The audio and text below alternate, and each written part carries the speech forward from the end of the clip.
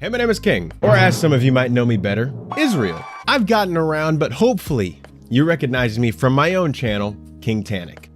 There's a new show coming to the Burnettwork that I think is pretty exciting. Welcome to the Otaku Experience, hosted by yours truly. There is going to be a weekly series where we dive into the news and the world of anime, manga, and whatever the heck else Japan has to offer us. The show will be pre-recorded and premiere on Thursdays at 2 p.m. Pacific Time or 5 p.m. Eastern right here on the Burnettwork YouTube channel.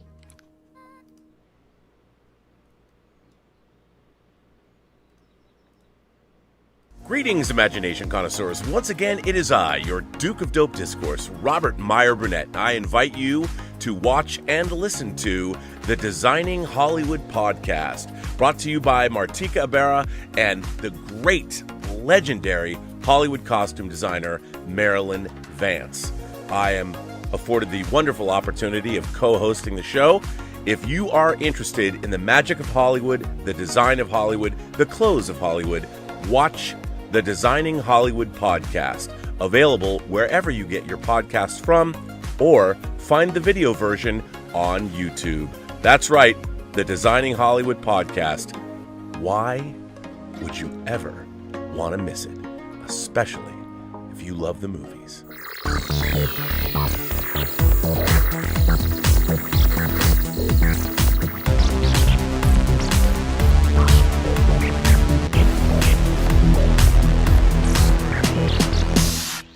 Well, greetings, imagination connoisseurs. Once again, it is I, your Duke of Dope Discourse, your master of fun and wonder, your viceroy of verisimilitude, and more importantly, your pharaoh of physical media.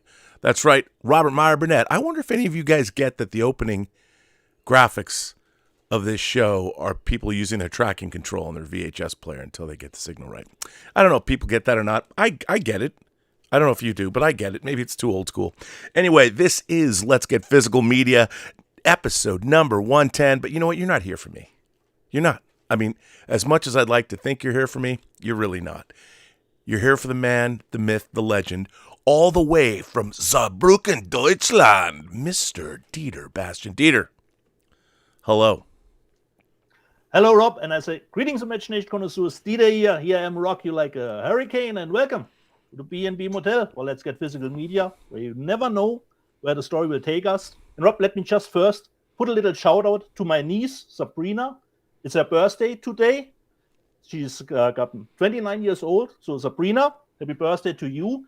And exactly 4 years ago, Rob, she and I went to see Kiss in Berlin. So I'm dressed in Kiss outfit because 4 years ago today, they were on stage in Berlin. So Sabrina, happy birthday to you. Rob, how are you doing? Does she collect physical media? She gets some from me from time to time, but you know, the kids today not that big into that kind of Is that thing, like you know? R2-D2 in Empire Strikes Back? He has been known to make mistakes from time to time? Or is that a different time to time? Hey, listen, it's okay. Sabrina, happy birthday. Good to hear from you, or good to hear about your birthday. Listen, you know what? You know who else we heard from? I just want to point out that the always effervescent Lana Ewan dropped a new review. Yes. For Ken Russell's Lair of the White Worm. Now, I want you to all check out her review. Now, I've got a little bone to pick with some of our viewers. Ooh. Somebody left in the comment that she doesn't know her Ken Russell. Okay, let me just point out, she says in the review she'd never watched a Ken Russell movie before. This was her first chance. No, she hasn't watched The Devils. No, she hasn't watched The Music Lovers. No, she hasn't watched Women in Love. No, she hasn't watched Tommy. No, she hasn't watched Altered States. Nor has she watched Whore with Teresa Russell. This was her first Ken Russell film. I think we all got to, give it up for Lana for delving into a director whose oeuvre she didn't know. She could have gone the easy way. She didn't. She went the hard way. I know that's what he said. But still, great review. I love, and it was surprising. I didn't know she was going to do this. And I like that Lana and her husband, Alan, make these wonderful pieces for this channel. So I would encourage everyone to go watch it. And if you like a review, go check out Lair of the White Worm, which was executive produced by a friend of mine who's passed away named Dan Ireland, who was one of the founding one of the co-founders of the Seattle International Film Festival, which is running right now. And, one of the first articles I ever wrote for a magazine was on the movie The Unholy, starring Ben Cross, that he was also the executive producer of. Just thought I'd point that out. And now, Dietz, I have a little editorializing I'd like to do. Okay. So it has been reported, and it has been confirmed, that a version of The French Connection, William Friedkin's Oscar-winning French Connection, starring Gene Hackman as Popeye Doyle and Roy Scheider as his partner, has been edited. They have cut out The French Connection that is streaming on iTunes right now. Yeah. And that has been screened recently at various film festivals, has been edited. Disney controls The French Connection because it was a Fox film. It's now 20th Century Studios. And there is a piece of dialogue where Gene Hackman, whose character is a racist cop, has dialogue where he uses the N-word, has been edited from the film. And that is the version that is currently in rotation, that's currently available on iTunes. Here's the thing. As I've always said, it's where it starts. This is how it starts. It always starts small. The idea that they're changing languages in books, I don't care if you can get the original version. The fact that there are two versions at all is abhorrent. When are we going to grow up? You know, the whole point of Popeye Doyle's character is that he is, in fact, a racist cop. It's his character. People use this language. What are we going to do? Get rid of all of human history, which is offensive? I mean, you know, as a Jew, I grew up, no offense to your home country, but meeting people with green numbers on their wrists. Am I supposed to not meet those people? I mean, what are we going to do? Get rid of all of human history? People need to fucking toughen up, man. That's all I can say. And editing The French Connection, first of all, I want to know who did that, who authorized it, and why is Disney allowing this out into the world. This is a very important film from the early 70s, and I don't think William Friedkin would take too kindly to it. But, William Friedkin's To Live and Die in L.A. is coming out from Kino Lorber, but this is gross. And I just wonder, where does it end? I mean, can you imagine half of our film collection if people that did this got a hold of things like, I don't know, Thriller, A Cruel Picture, Last House on the Left, Irreversible, A Clockwork Orange? I mean, what's with people? Now, I understand everybody wants a more just and equitable world. But you know what? I want a just and equitable world with adults living in it that don't think that words are violence. Violence is violence. Just because you hear a bad word, you should be able to, as an adult, deal with it. They're editing movies out there, and they're putting those movies out into the world.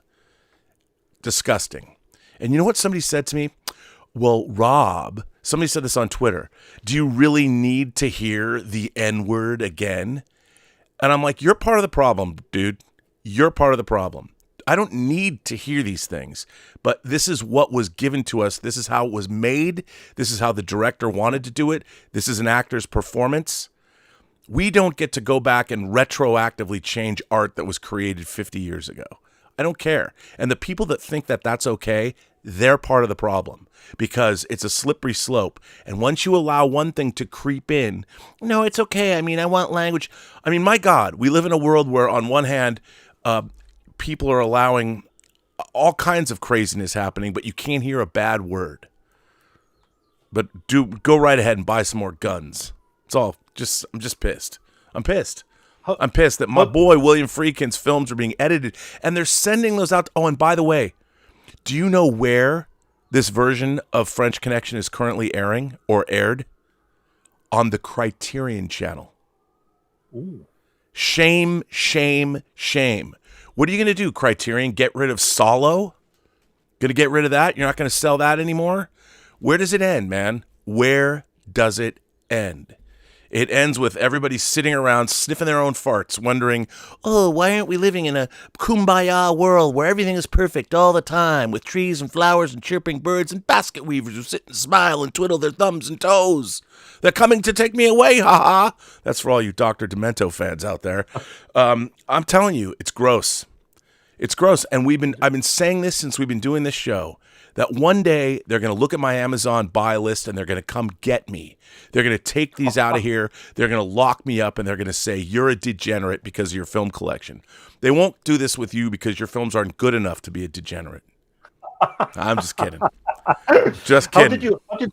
Did you find out that problem, Rob? Was there an article about it? Yeah, there was an article, and then people on Twitter started talking about it, where they were seeing the different versions of it all. I mean, it's gross. It's gross. And for a company, it doesn't surprise me that, Disney would be doing stuff like this. But it's worrisome. Like, it is worrisome that our artistic legacy, just because, what is the first thing that authoritarian governments do? They get rid of art. They get rid of literature. They get rid of, when the aliens came to Earth in the V miniseries, they got rid of the scientists. It's bad news, man. Bad news. Don't like it. I need the French Connection intact, and I need it on 4K. We don't have it on 4K. We don't have patent on 4K. You know what, Disney? It'd go a long way if you reissued the unaltered version on 4K. Then maybe I'll sing your praises. But until then, you're on my shit list, Disney, with everyone else. How are those grosses for Little Mermaid doing? Little Mermaid doing for you, buddy? How they are doing, Rob? That's a good question. I haven't looked. It's all about Across the Spider-Verse, man. But seriously, it's like I haven't seen. It's great. It's great. Nice to know. I had no power, so I had to go see a movie. So better for you than the first? Same level? It's, you know what? To be honest, it's different. It's, okay. It's a pretty stunning achievement. The first one was a little bit more straightforward. Yeah. This had some very interesting storytelling methodology behind it. Really enjoy it. You know what? I can't seem to get to Deadline. I don't know why. I can't. Maybe Deadline. Did you know that it was a first parter of a two-parter? Did you know that ahead of time? Oh yeah. Okay. Yeah, because they had announced that. But it's quite stunning, and the animation is just next level.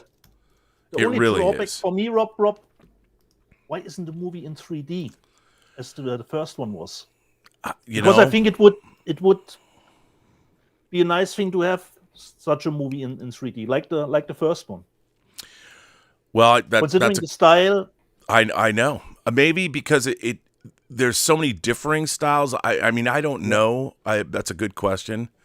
Or at least here it is not showing any 3D option for the movie, so I just assume there is no 3D version of the movie, unfortunately. But according to Anthony D'Alessandro, here is the box office report for Sunday, June 4th. Spider-Man Across the Spider-Verse swings to best opening of the summer year to date with 120 million plus, beating Guardians of the Galaxy. Nice. Which is great. Sony's reported 7 million acquisition of Marvel's Spider-Man franchise back in 1998. Check it out. Sony bought Spider-Man for $7 million. A Schnäppchen, Rob. A Schnäppchen. Has continued to immensely pay off, no more evident than this weekend, as Spider-Man Across the Spider-Verse posted an exceptional $120.5 million opening, one which tracking didn't see coming, but exhibition did in advance ticket sales, making it the best start for a summer tentpole year-to-date, beating Guardians of the Galaxy Volume 3's $118.4 million, and the third best opening for a Spider-Man movie after No Way Home's $260.1 million, and Spider-Man 3's $151.1 million. The global start here for Spider-Verse is $208.6 million, well above the $150 million that was forecast, with China delivering $17.3. Among all animated domestic openings, Spider-Verse is 6th, behind Incredibles 2, Super Mario Bros., Finding Dory, Frozen 2, and Toy Story 4. So that's pretty great. Yeah. Big uptick from the first one.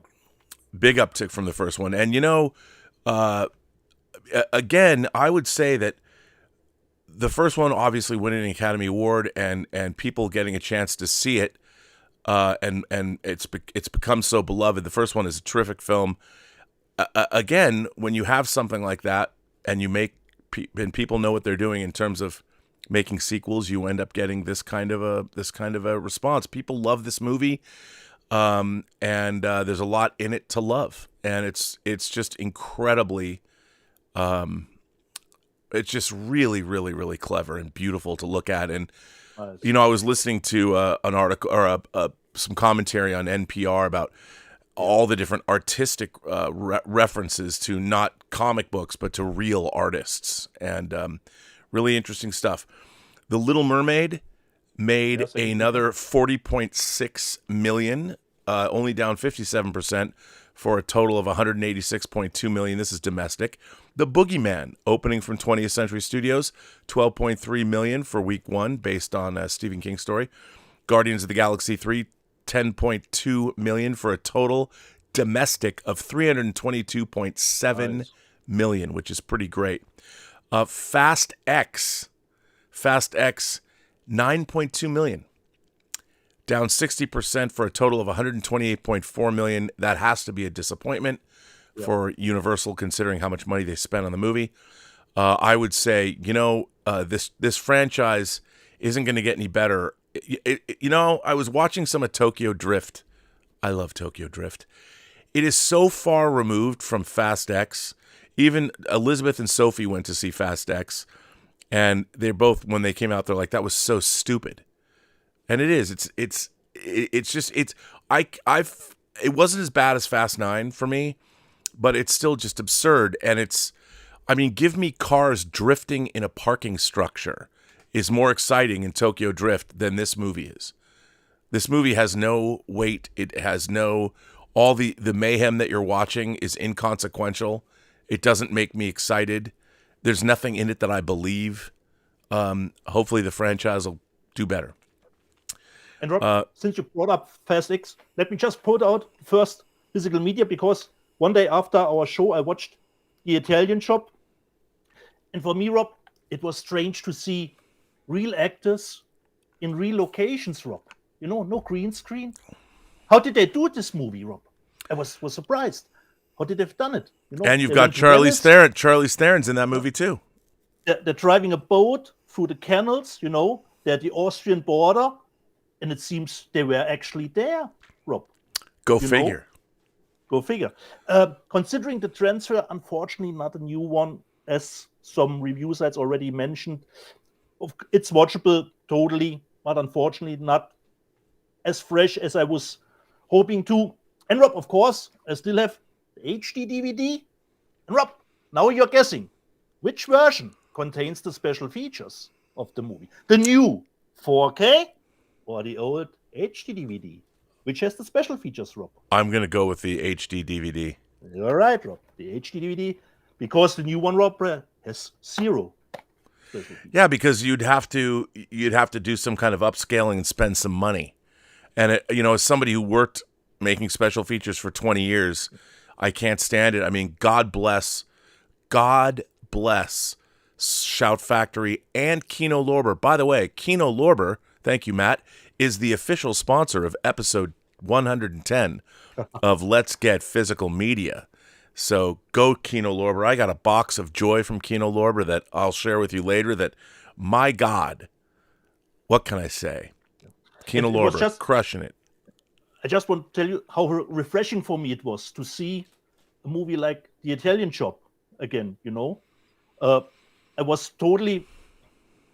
There's a strange, I see no green screen or other stuff here. Of course, there are some visual effects on blue screen, and Edward Norton is in the helicopter. Only one thing, Rob, always bugged me, but you know LA better than me. If you remember the movie, when the cash truck, the truck with the gold, is driving, for me it always looks like he's driving in front of the Chinese theater and drives away.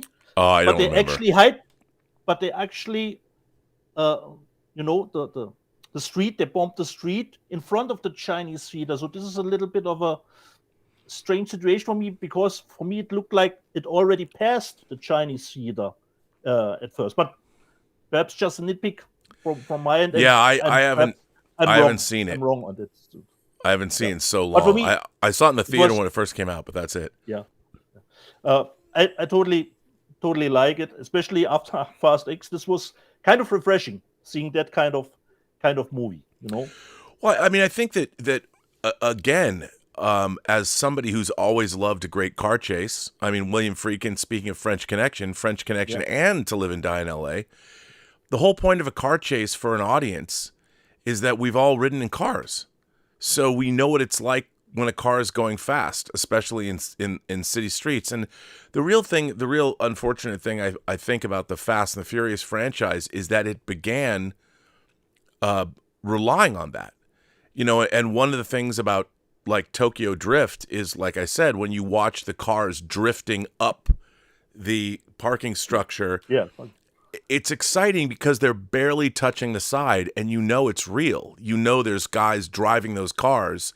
And even though it's going up a parking structure, it's very cool because you don't even want those cars to get a scratch on them. And now when you're watching the Fast and the Furious films, you're not tethered to any reality. And the whole point of doing a great car chase sequence is to believe that it could happen. That, you know, you're watching real vehicular mayhem in the streets.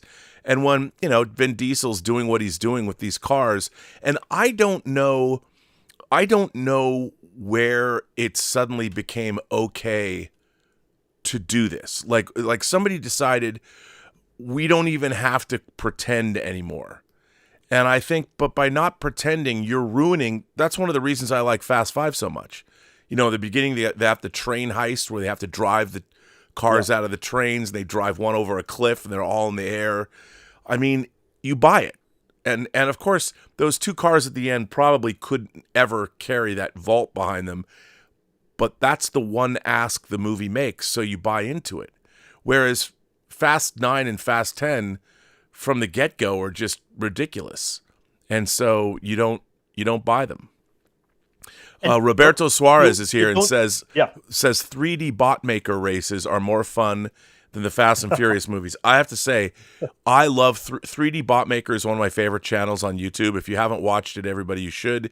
It's die-cast car racing. They just finished the King of the Mountain qualifying rounds, and it's fun. It's 10 minutes for 4 races or whatever. It's hilariously entertaining, and it's way more fun than Fast. And, you know, $350 million, and it doesn't even deliver. And the fact that we in America should be eating up the Fast and the Furious franchise. But the fact that 9 and 10 are not doing well in this country, the mecca of muscle cars and all that says a lot about the franchise. It says a lot. Yeah. How's the international take, Rob? Can you? That's a good question. I did not. I didn't even get that far. Let's take a. Rob, you don't have to go far to see car mayhem. It's happened right in front of your street, you know. Oh, Somebody driving into poles, you know. Car mayhem in front of your door. Some woman actually in a Toyota like SUV or something. So where I live, we have power poles, and I live down the street from a pretty large node where my internet comes from, and these large power poles are secured by other poles that hold these tension, the support tension. The support poles have wires that keep the tension up so the poles can stay up because they're pretty heavy with lots of equipment. A woman hit it was pretty interesting. I was here working on a Designing Hollywood episode that I was going to send up on Friday to put up. And I'm in the middle of finishing up editing, and then the power just all went out here. The power and the internet. And I was like in the middle of the day, like 2:00 in the afternoon. And I'm like, what the hell? And, you know, I'm kind of sitting here in the dark, and I'm thinking, oh, did something happen to the house? And then I went around, and all the power in the house was gone. And you could see that in our neighborhood. You can hear when power, I could tell. So I go down to the end of the street, and the power, the post was starting to go like this, and you could hear it cracking. You could hear because it's a wood, you know, power pole or whatever, and you could hear cracking. And finally, guys from Southern California Edison show up, and they secured the pole, and they stopped it from completely going over. Because if it had completely gone over, we wouldn't. It would have, the power as it stood. Power was down for about 120 houses, and it was off for like 32 hours. But it was pretty dire. What was really interesting is the Southern California Edison guys. They get paid by the hour anyway. So they weren't fixing it. The next day, Saturday, they brought in a whole new team. And I sat outside for about 90 minutes, chatted with the neighbors, and watched this crack team of contractors come in and put up the pole. And they had to replace everything. It was all brand new. And so kudos to those guys. But yeah, so international box office, bro. Yeah. Well, let's see, international box office, how it stands. So 208.6 million globally. So then international box office debut is 88.1 million, ahead of early projections, and 2.8 times Spider-Man Into the Spider-Verse. So doing really well. China did well in China, and it did well in India, Mexico, France, which was all good. So hey, it's doing well. And let's see if this is. Actually, they don't have the rest of the international box office updated yet. Oh, okay. So there you go. But so doing well. So after the crash drop, it was a little bit like the end of Invitation, murmuring from the streets everywhere. Oh, yeah, the lights were going on in houses or winking off. No, but what was really interesting, we have solar. What I realized is we have solar power, and when we moved here, we inherited a contract. We have to pay a lease on our solar panels that are on the roof of our house. This house is 10 years into that lease. So we have these big solar panels. We send power back to the grid. But I found out that our solar panels don't work if we're not attached to the grid. And there's no battery power here.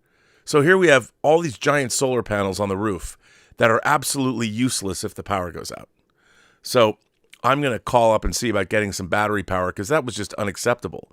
You're paying for solar power and the benefits. It's perpetually sunny for the next 6 months. We have sun all the time.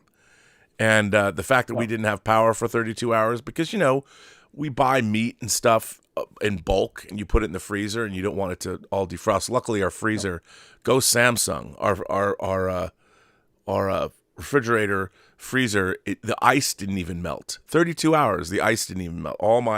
The ice that I use for my Avatar Way of Water cup, man, I could still get it.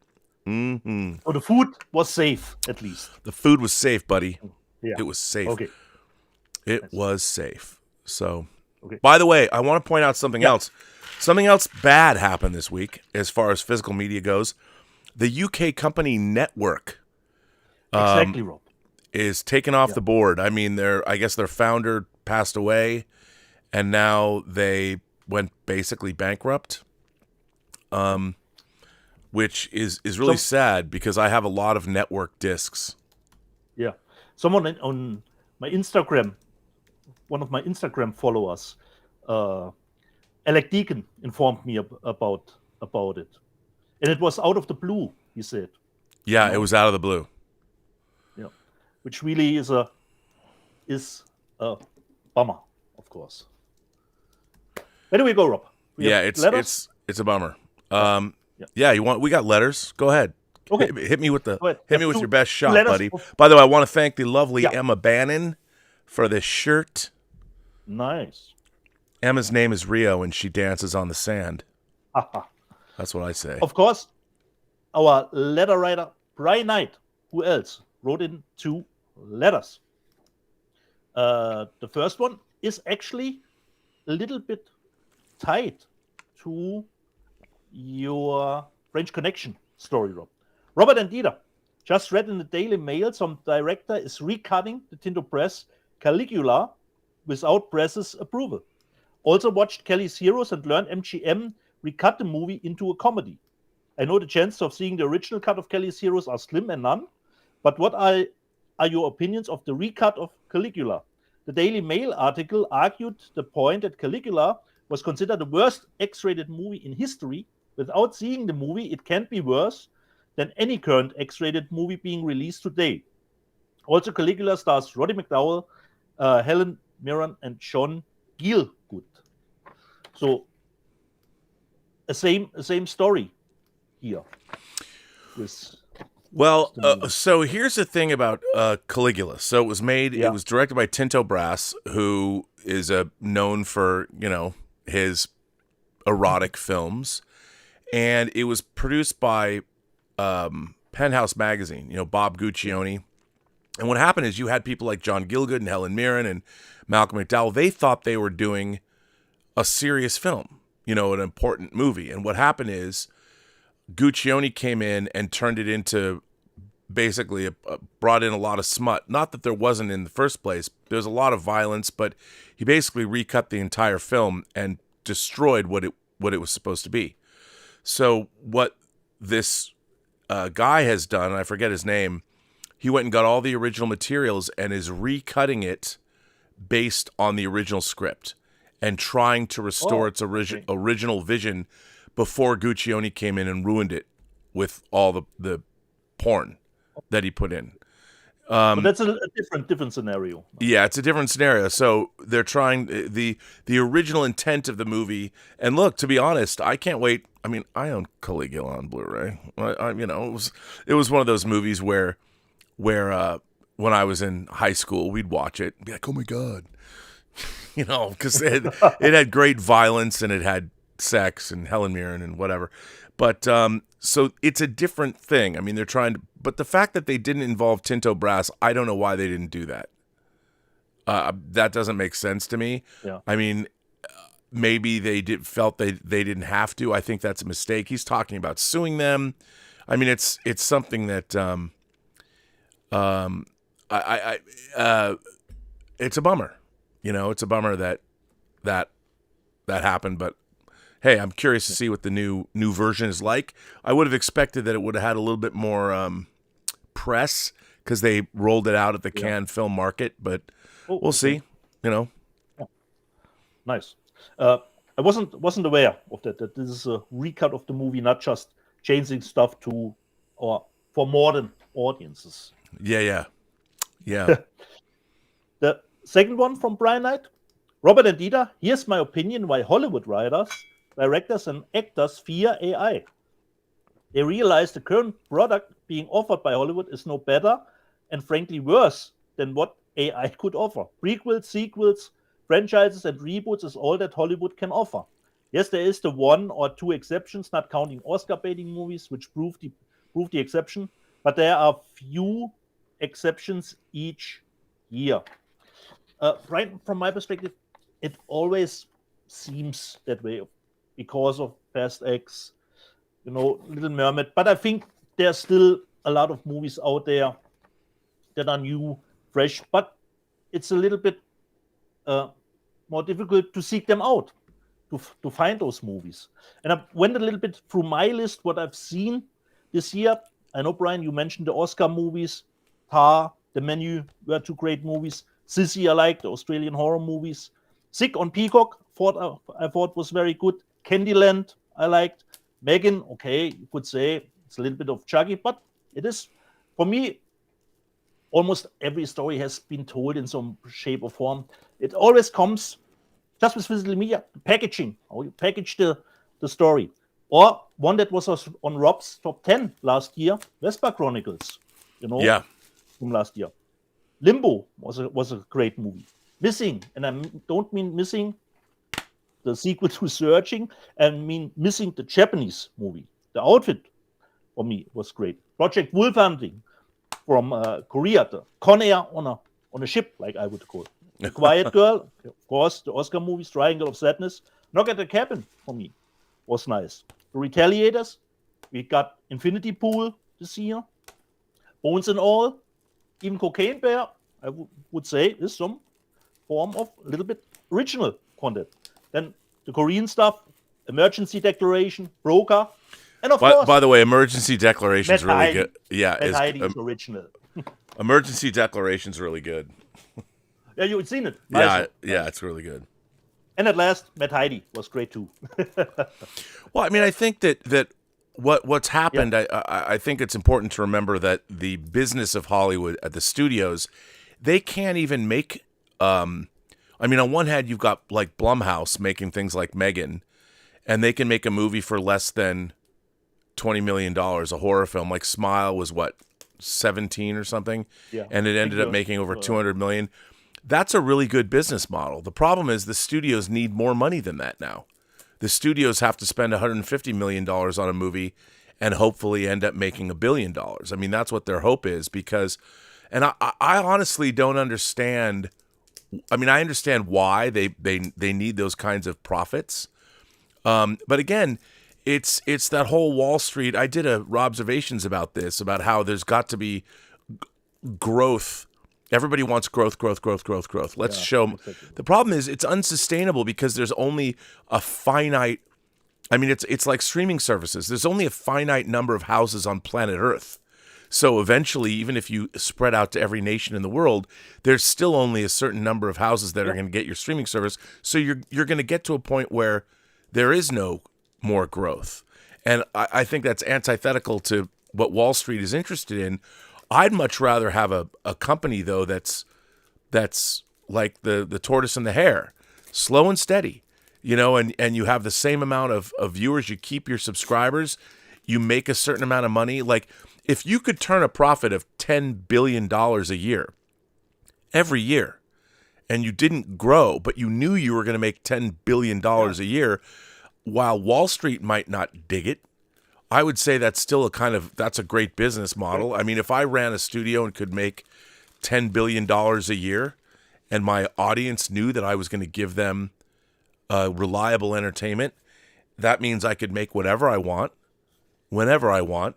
But that's not where we're at in terms of you know, business, which is kind of a bummer. Especially with the rise of more streaming services, you know, where you have almost to decide which one will you choose to pick and use to watch stuff, you know. I already put out Crunchyroll now because I want to watch Demon Slayer, you know, the new season. So, but I mean, there is a lot of really interesting stuff getting made. It's just a question of where and when and all of that. Yeah. I think there is still some cool new content out there, even if it always seems to be for the big studios that the bigger IPs are, of course, worth more. I got to give a shout out to my man Ray Ora from the John Campea show. He's in the I'm picking him up when we're done with our show, and we're going to Taylor Gonzalez's birthday party. Nice. Quite a trek to drive there, but still, you know, Taylor sent me photographs of the liquor cabinet. Ray and I are going to have a fine time. This is how they pull you in, Rob. You know, pictures of the liquor cabinet. I'm trying to. It's like even on the shows now. I just drink the water now. You know, I'm. You love your Avatar watermark. I love and don't forget. My For All Mankind. I mean, this thing. There's ice in here. I put ice in here yesterday, and there's still ice in there. So hey, all good, all good. Ray says Ray's been a member of the channel. He says, "Let's go, Rob. See you soon, brother. Party time, Mr. Pound Town." Ray is convinced I'm always going to Pound Town, and who am I to dissuade him of that notion? Irene Jobson's always going to Pound Town. She knows what's up. So, what'd you get this week, dude? What did I get, Rob?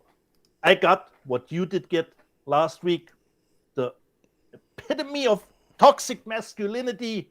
I got my Stone Cold. Bravo. Did you watch it? And Rob, what you didn't show, Kino Lorber has gotten better. Mm-hmm. Did get and how great is that reversible cover? Yeah. And Rob, I think I have not seen Stone Cold since the VHS days because it didn't get, I think, a DVD or a good DVD release. And this is actually, I think, the first time I finally could buy the movie, and I had a blast. Dude, you know, isn't it great?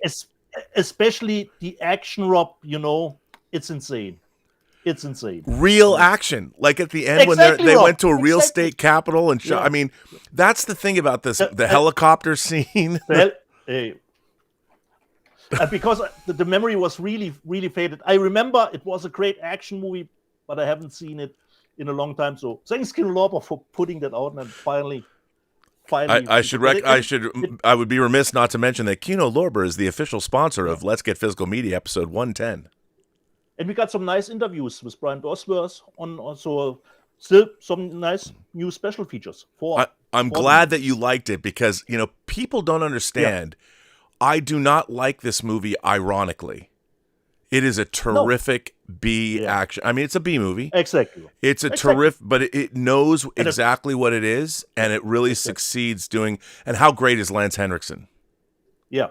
And Rob, for me, Lance Henriksen is a little bit like a cousin or brother of Emile Fouchon from Hard Target, But they went their separate ways, So something like this, more in the New Orleans stuff. He's more in the biker gangs. But it is a little bit like, the John Wick franchise. Gregor Bexley had that stunt background. Yep. It's a little bit in the same vein, you get that stunt coordinator directing movies, and his other movies had great action too. Like I Come in Peace. I Come in Peace, exactly, Rob. So where's I Come in Peace, Kino Lorber? Get on it. Get on it. Great time, Rob. Well, I'm glad you liked it because people always look at me like I'm making it all up, and no. I'm like, no, man, this movie's genuinely good. I mean, it's for what it is. I mean, it's not all the President's Men. No, it succeeded. I mean, the same way that I love James Glickenhaus movies, like The Exterminator and The Soldier and Shakedown and McBain. I totally forgot, Rob, that William Forsythe is in the movie too. He's like the number 2. He's like Lance Henriksen. And how great is he? It's just perhaps, Rob, it was even a little bit of blueprint for Sons of Anarchy, back in the day. Oh, I think absolutely Stone Cold is a blueprint for Sons of Anarchy, because I mean that and by the way, I would totally join that biker gang. Count me in. I was totally surprised. Spoiler alert, for people who hasn't seen Stone Cold, when Lance Henriksen killed his girlfriend. It came out of blue. This movie wouldn't get made today, Rob. No. But what great explosions, Rob! What great explosions! Insane. That's a quote. I want a T-shirt that says "What great explosions!" Insane. It totally was good. The next one, Rob, I think you recommended to me, but I haven't seen it. I'm 2 on the Kino Lorber side this week, Rob. I bought Stunt Rock. Dude. And it comes, Rob, with a different cover artwork beneath it. So, Kino Lorber, you're getting better at this. Kino Lorber's killing it. Have you haven't watched it yet? No, unfortunately, didn't get around to it. Oh, I can't wait to see that. Yeah.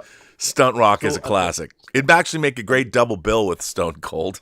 Yeah, exactly, Rob. Exactly. And it's only, Rob, 86 minutes, and Stone Cold was only, I think, 100, or let me just check. 92 minutes, Rob. 92 minutes. There's 3 hours of fun right there. Yeah. Let me just see. I think it was last week when I told you about the movie from Anthony Di Blasi. Yes, Mellum. yes. Yep. Mellum. And I bought his original movie, The Last Shift. And Mellum is the remake of The Last Shift. But I haven't seen it. And it comes a little bit with special features. It comes from Magnolia Entertainment. Oh, yeah. So I'm really looking forward to this. But people are saying Mellum, the new one, is of course the one with the bigger budget of the two. But I'm really looking forward to seeing Last Shift, his original. And it's not that often that directors remake their own movie. Then, for me, this is a little bit, I would say, my Texas Chainsaw Massacre. Because considering Texas Chainsaw Massacre, I know the status of the movie and how influential it was. But I was a little bit too late to the party because it was forbidden here in Germany, Rob. Until I watched the Texas Chainsaw Massacre, years went by. This is a little bit of my Texas Chainsaw Massacre. The movie Wolf Creek, of Oh, course. yeah. It's already. This is the new Australian version. Yeah, that's a really cool. Edition. That looks. That, Yeah. that came out. The movie's from 2005, Mm-hmm. and John Sherritt, who plays. Is that a steelbook? Taylor. What is that? No, Rob. This is a slipcase version. Cover. Wow. Cover artwork. That's badass, dude. Inside, you have a normal MRA. It comes with the theatrical and the unrated version. Who put that out? Is that Umbrella? Who released that? Rob, let me just see. It's Via Vision, I believe. Oh, so it is Via Vision. Our boys at Imprint. Yeah. The only little drawback, Rob, the unrated cut has only stereo sound. Why? I'm not sure. It's not a big minus, but even Rob, my old HD DVD from Wolf Creek had a 5.1 track on the unrated. So I don't know why this does have just a stereo track. But and I think Wolf Creek has come out in the era of digital movie shooting. So I don't think a 4K would actually be any big difference. And inside we got some art cards inside. And the movie was at least successful enough that we did get a sequel and a TV series with 2 seasons in it. And I totally love the feeling of the movie, and he is great. And Rob, I haven't watched it completely, but John Sherritt is actually in Picnic at Hanging Rock. Yes. So, and you wonder where the girls went? Come on, people. Here's your connection to Wolf Creek. So, Wolf Creek, the Australian edition. So, I would say if you have the movie already as a Blu-ray, as an unrated Blu-ray or something, it's perhaps not a must-have. You have to be a fan of the movie, like I am for the to get the Australian one. And I think the unrated is a little bit, not that it's way more intense considering gross out stuff. It's a little bit more story beats here. Yeah. Yep. And there. So, but it has at least 2 versions, because the HD DVD is just the unrated version. Wolf Creek, loved it. Nice. And the last one, Rob, I think you have probably ordered it too. Never seen it, so for me it's new, Rob. Second Sight, The Changeling. Oh, that's already out, huh? Yeah. You've never seen it's really good. So, and as usual, we get I didn't realize that was already out. The soundtrack, of course, and the 4K and the Blu-ray. I mean, a lot of people complained when they the film is, it's a product of 1980. Yeah. There's a lot of, like, when you first watch it, there's a lot of grain in the beginning, but that's just because of how it was made. It was, it's a low budget movie. George C. Scott's incredible in it. It's a great ghost story. I really love the film. Really well done. Nice. And so Second Sight is really nice. Yeah, it's really, really thick. How many pages, Rob? 108. 8 pages is the book. And some nice cards. I love the fact that George C. Scott in the movie plays a composer. And it's set in Seattle, even though it's not shot in Seattle. But so although they are at SeaTac Airport, they did shoot some of it. This was my whole, Rob, for this week. Well, I can jump in. First of all, a couple of things that I picked up that are not Kino Lorber. I got Dungeons and Dragons. Yeah, because this movie's really good. Exactly.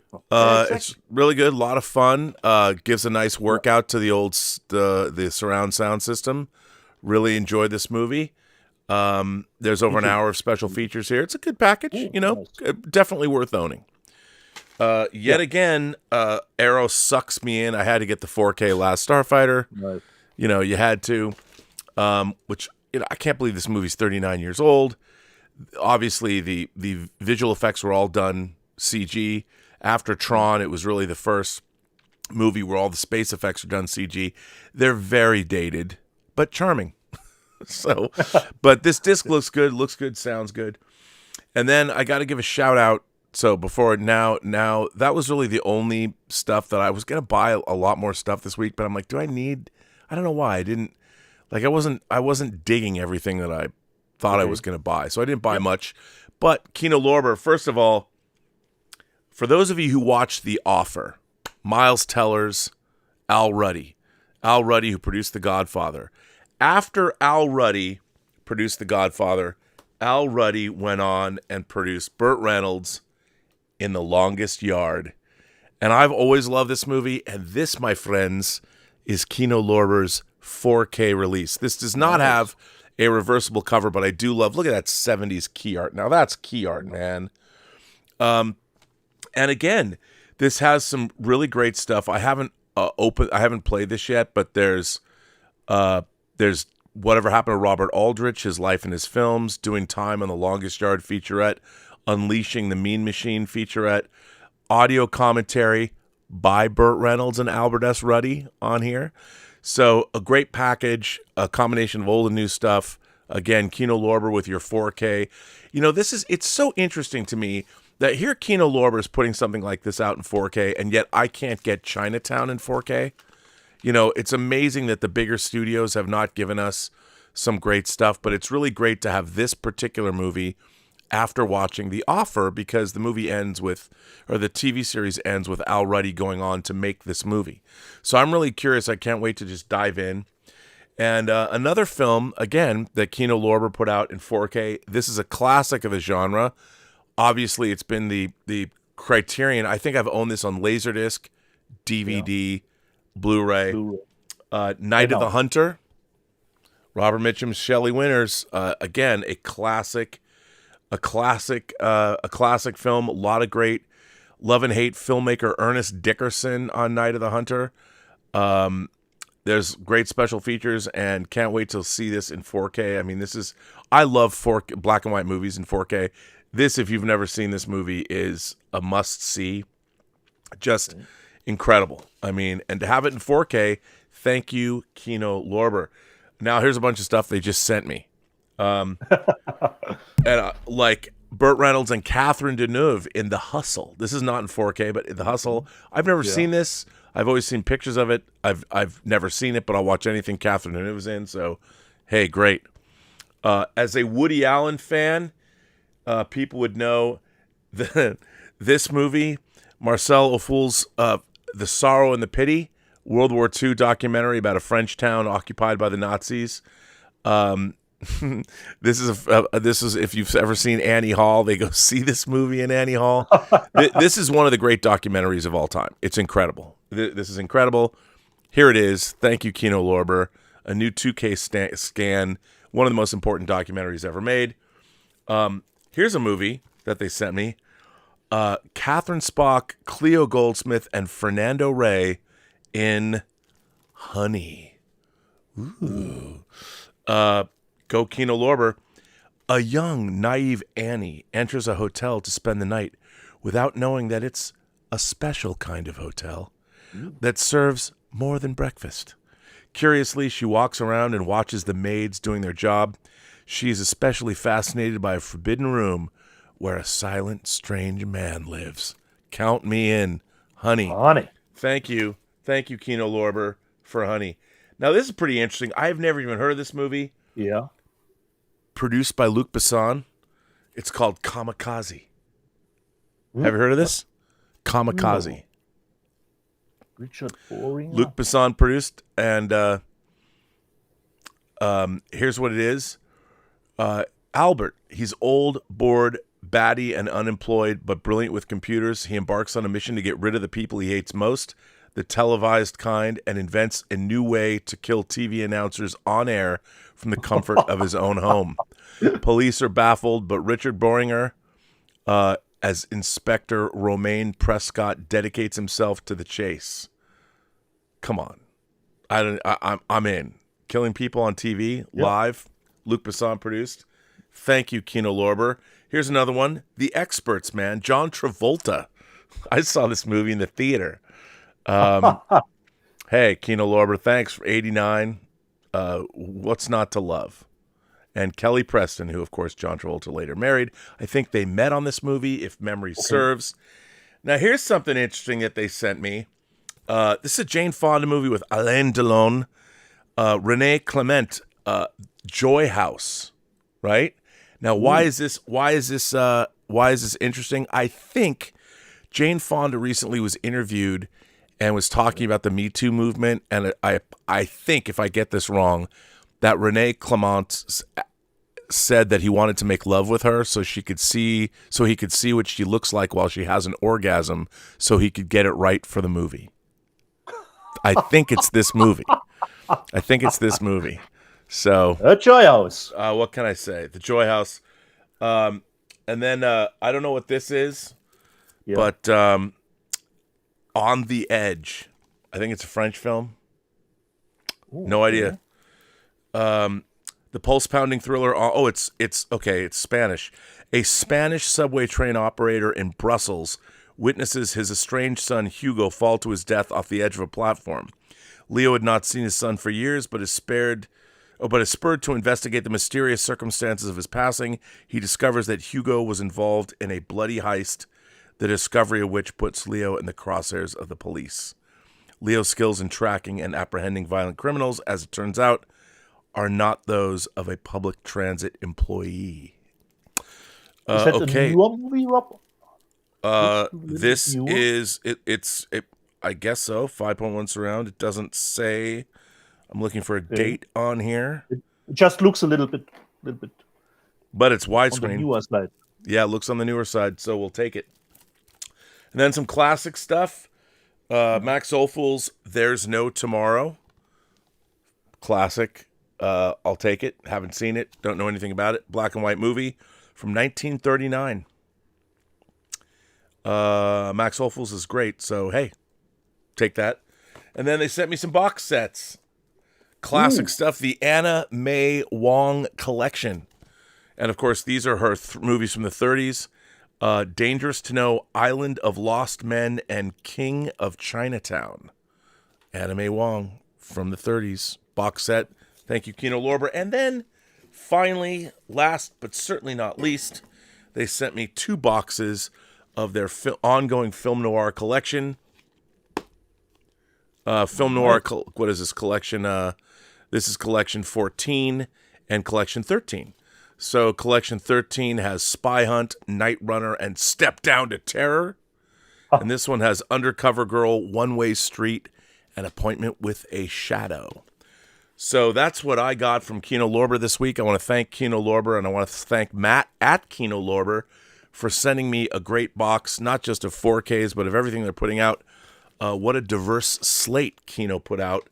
Yeah. So, and lest we forget, next month, July 18th, To Live and Die in L.A. coming from Kino Lorber, 4K. Rob, I wanted to ask you, have you seen the movie that was crowdfunded that you showed last week, the Steelbook? I forgot the title. Oh my God, Kill Her Goats.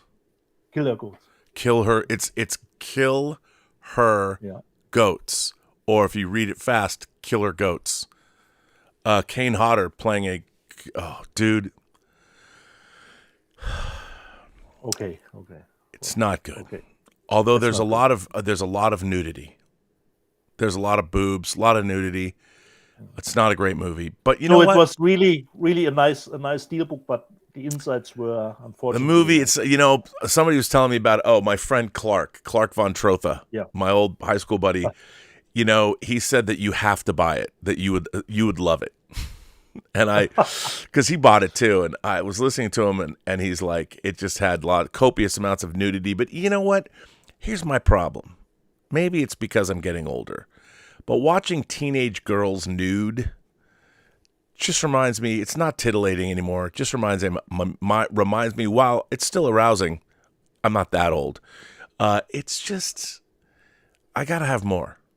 I mean, it made me really want to make a great erotic thriller with people that are in their 40s.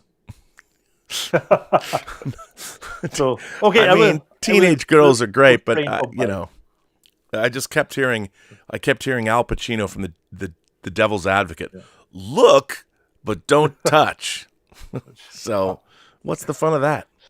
But it was a great package. I'm glad they got it out. Kudos to them, 4K and all that. But yeah, okay. Do we do super chats, Rob? Or the live oh yeah, let's see. Do we have any super chats? Let's see. There's some super chats. Josh Thomas Real Estate became a new member of the channel. Thanks, Josh Thomas Real Estate. Hitchhiker42 says, "Hail! All bad news. Network distribution is being liquidated. A loss to media in the UK. Also, why does Warner Brothers have two media departments, one good and one bad?" Well, Warner Brothers has you've got Warner Archive doing the Lord's work, and then Warner Home Video, of which they should just put George Feltenstein in charge of all of it. But I understand, I get it, and by the way, that's no slight to the people that work at Warner Home Video, but yeah, the network thing is bad. It came out of the blue, and Network's a great company. I have a lot of Network discs, a lot of stuff that I bought from them over the years, so it's a bummer. That we're losing them. Brian Doyle says, good and bad news this week as regards to physical media. First, and sad, the untimely demise of Network DVD, but then Best Buy reporting a 4% increase in its home entertainment division, a $22 million increase on the year. I think a lot of that has to do with the fact that they're selling steelbooks. Yeah. I've bought, I got that Miami Vice Mill Creek steelbook from Walmart, and I've bought a few steelbooks from Best Buy, and they sell out. So that's good to hear. Good to hear. Darth Plagueis wants a 4K of Cobra with Sylvester Stallone. They're making an action figure. Isn't there something in the making? Well, they're making a Marianne Cobretti action figure. A 6-scale figure that you can buy off Sylvester Stallone's website. It looks pretty good too. I might have to get it. Comes with the little matchstick. So I want a 4K of Cobra with Sylvester Stallone, a steelbook with that old retro futuristic laser sight pointing at me. I'd like to see somebody re-edit Cobra. I've heard it was, George P. Cosmatos directed it, and like with Tombstone, where Kurt Russell had to sort of step in and direct it, I think that Stallone directed a lot of Cobra himself, and I would like to see an extended version of that movie because there's a lot of story bits that are missing. But I've always kind of liked Cobra. It's not great, though. Yeah. No. Tom at the top of the list. Yeah, Tom Jr. Jackson gifted a Burnettwork membership. Why, thank you, Tom. The lovely Irene Jobson says, Rob, Brad asked if you were still podcasting yesterday. He has missed your voice, I guess. Laugh out loud. Sorry, I've been missing your podcast. Well, there haven't been any because of we lost power because of this accident. So I lost power on Saturday in the afternoon, and it didn't come back until, or it lost Friday in the afternoon, didn't come back till Saturday night, and the internet wasn't connected either. It was very spotty. So I couldn't even I was going to even do a midnight metal last night and couldn't do that. But everything is back to normal. So Irene, I'm back on the streaming tip. PGS VIP says, I just wondered if you've ordered the Clear and Present Danger in 4K. It comes out June 6th in the UK. Is it the same time for you, Rob? Yeah, I did order that. Can't wait to get it. Of the Jack Ryan movies, Clear and Present Danger and Hunt for October, my favorites. And I like Some of All Fears too. But yes, I ordered it. I don't know when that comes out. Does it come out this week? Clear and Present Danger was always not really good looking when I remember the VHS and the DVD back in the day. So that could really... Yeah, it's a good looking movie though. Yeah. Okay. That's the Potomac two-step, Jack. You're in the big game now. I love that movie. Pod Racing Palpatine's been a member for 27 months. Thank you, Pod Racing Palpatine. Ray Ora, I already read his. Let's go, Rob. See you soon, brother. Party time, Mr. Pound Town. We're going to Pound Town. Irene Jobson says, how much does it set a studio back to put a 4K versus DVD or Blu-ray. Is that the reason so many aren't putting out 4K discs? Well, yeah, it costs a lot of money to do a 4K restoration. You know, you have to rescan the negative at a higher resolution. There's a lot of labor involved. You know, it's not cheap. It used to be like it would cost $100,000 to scan a negative. But then with 4K, you have to do extra cleanup. You know, you have to do a real great 4K transfer, requires a lot of love and care. And, you know, studios, unfortunately, not everything is going to sell. So it can't justify the expense of taking the time to put something out in 4K. So they have to really make sure that, look, I think everything should be future-proofed at 4K, but, you know, who knows? I mean, we saw, like, Second Sight showed back at the end of May, they showed clips on Twitter of their Hitcher restoration, and Robert Harmon, the director, said that it looks incredible. And The Hitcher is a great-looking movie already, but I can't wait. I mean, The Hitcher, in terms of genre stuff, is one of my most eagerly awaited 4K discs. Can't wait to get that. And George Feltenstein over at Warner Brothers was instrumental in, we had a conversation about that, and George wasn't really aware of Second Sight, and I said, we were talking about it, he said I'd mentioned something about Second Sight, and he goes, oh, you know, I helped them find the Hitcher restoration because it was an HBO production, and I'm like, oh my God. And I said, dude, he was really excited when I told him that Second Sight's the company to do it. So that's exciting. Can't wait to get that.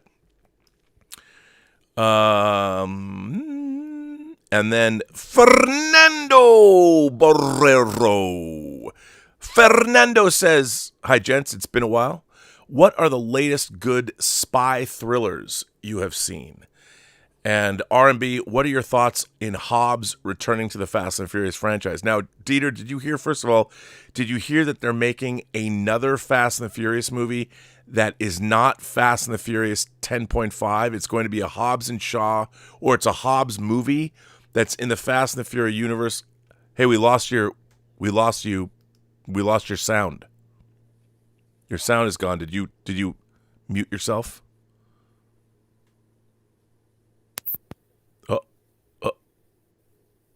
You are muted. I heard something happen. Well, I could keep talking. There you go. You're back now. Wait. Oh, see. Okay, well, I'll just keep talking. So, yes. So, I think it's cool. Can you hear me? Yeah, now you sound great. You're back. The receiver died, Rob. The battery life has gone out. Well, so I'm back.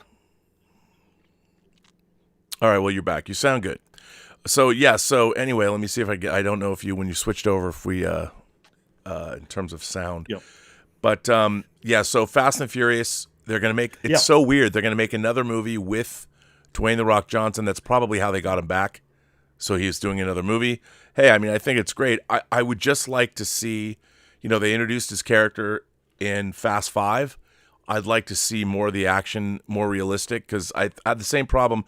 Hobbs and Shaw was really where I think that it all went off the rails in terms of the action. It just there's no physics. And the thing is, the same kind of thing is happening with John Wick, too. If there's no longer physics in action scenes, it's just a cartoon and there's no excitement. At least that's the way I kind of think about it, which is kind of a bummer. So what are good spy thrillers? Ooh, I haven't seen any a spy thriller lately. I can't remember spy thriller lately. For me, nothing comes to mind. Well, Even when I went through my titles to Dead Reckoning. I can't wait to see Mission Impossible. That was another thing that happened this week. Tom Cruise is really pissed that Christopher Nolan has all of the IMAX theaters. They only have Mission Impossible Dead Reckoning for like a week before. And to be fair, look, I get it. I mean, Christopher Nolan, they booked Oppenheimer way before Dead Reckoning because they had So Tom Cruise, they shoot this movie. I mean, I think the fact that the IMAX format and wide gauge and big theaters like this are doing really well, I think they should come up with some kind of a compromise. I mean, I would even say I know they want both of these movies to open in July, but I'm sure IMAX would love it if they figured out some kind of a compromise, because the thing about it, as much as I think Oppenheimer looks incredible and I can't wait to see it, it looks amazing, who's going to go see, which movie's going to do better, Oppenheimer or Mission Impossible Dead Reckoning? So I understand where Tom Cruise is coming from, but Christopher Nolan, who's basically the brand ambassador for IMAX, beat him to the punch. Yeah. So, but I get where he's coming from. So Tommy's a little pissed, but what are you going to do? But from now on, each week we'll have a new big blockbuster. I mean, can you two IMAX movies back to back, Oppenheimer and Dead Reckoning? Dead Reckoning looks so great. I can't wait. I cannot wait to see both of those movies. Those are the two movies I think I'm most excited to see all year, to be honest. Has Dead Reckoning, help me out, Rob, shot completely in IMAX or just specific scenes? I'm not sure. But I think Oppenheimer was entirely shot in IMAX. Entirely, okay. I think entirely. Kenny Crayley Jr. says, "Hey, Rob and Dieter. Hope you gentlemen are doing well, and have you picked up any of the Warner Brothers 100 box sets or the book Warner Brothers 100 Years of Storytelling?" I don't know if I'm going to get the box sets, because unlike the Columbia box sets, which are the 4K first-time releases, Warner Brothers isn't entirely like that. So I don't know if I'm going to get those Warner Brothers box sets. I definitely want to get the book, though. The book looks beautiful. And oftentimes you have some of the titles already. That is that's the problem. Yeah. And then Stubble McShave. Stubble McShave. So a lot of people, Andy Weir, who wrote The Martian, and then he wrote his second book, Artemis, had a new book that came out a couple years ago called Project Hail Mary. Everyone keeps telling me Project Hail Mary is great. Stubble asked last week or 3 days ago if I had got Project Hail Mary, and it's one of those things I keep meaning to buy. So I got it in the mail yesterday, and because I had no power, I went out on the deck and I blinked and I was 200 pages into this book. And it's so entertaining. There are some people that criticize that the book is so entertaining, and Ryan Gosling is supposed to star in the movie, and Lord and Miller are making it. I think that they'd be all of those people. This movie, if it's done correctly, could be a science fiction. Like, I love The Martian. The movie and the book. But the movie's a lot better than I thought it would be, and I love that film, especially the extended version. Project Hail Mary is so much fun. It's so much fun to read. You can't turn the pages fast enough. If you're a science fiction fan, it's a great character study.